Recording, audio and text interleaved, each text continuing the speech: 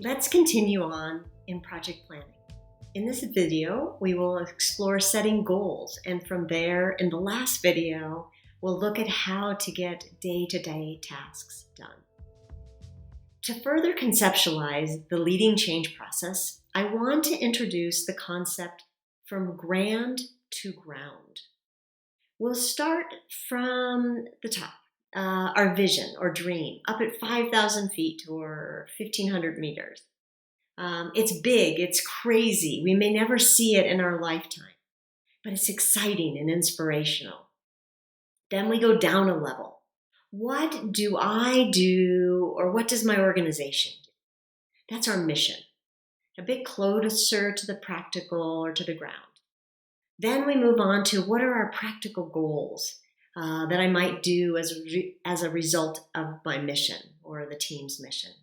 Then down to the day-to-day on the ground. What am I doing each morning when I get up to accomplish those goals, to accomplish my mission, and to accomplish my vision? These are all interconnected. When we're doing strategic planning, these four things should be included. In addition, you want to talk about values, how you're going to do all of this. Are you going to do it transparently? Are you going to do it with integrity and honesty? Are there other values that need to be included as part of your organization's guiding principles? You can use this planning process for yourself or as well for your organization. Notice that in the personal vision statement includes both your dream, your vision, as well as your personal mission. These are usually broken out into two separate statements when you're working as a team.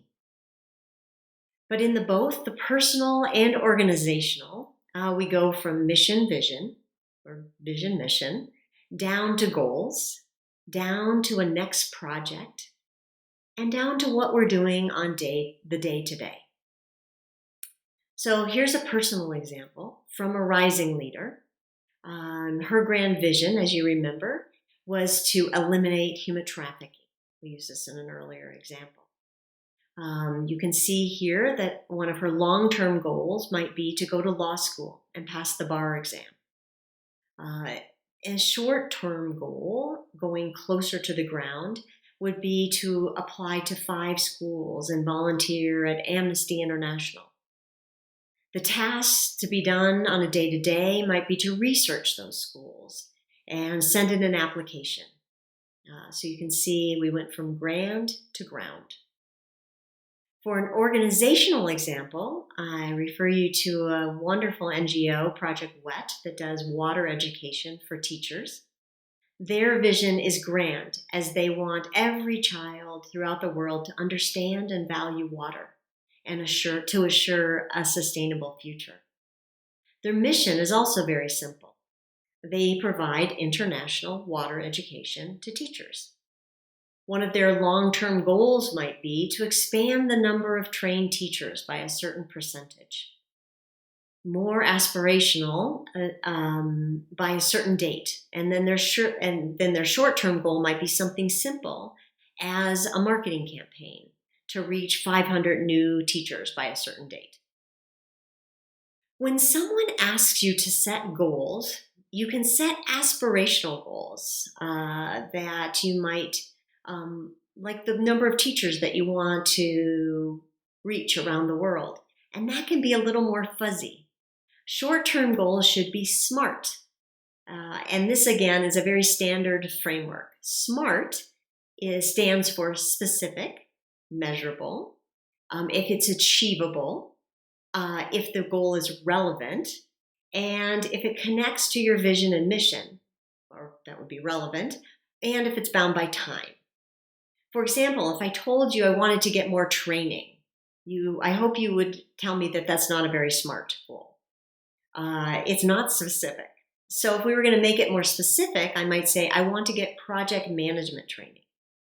To measure it, to M, I may say I'm going to take 3 classes at the local university. To make it achievable, I'm probably going to need to think about time. How much can I get done in the next 9 months? Relevant, I want it to be connected to my vision as a community activist, I would think it would be. And last, you would think about, is it time bound? So you notice I put over the next 9 months. So if I was talking to you on September 1st and I gave you this SMART goal, you could follow up with me on June 1st of the following year and make sure I accomplished that goal, that I had taken those 3 classes. So when you are planning with others and with yourself, all short-term goals should have this SMART process applied to them. It makes you more accountable. So make your goals SMART and write them down. And last, always assure that your goals align with your vision.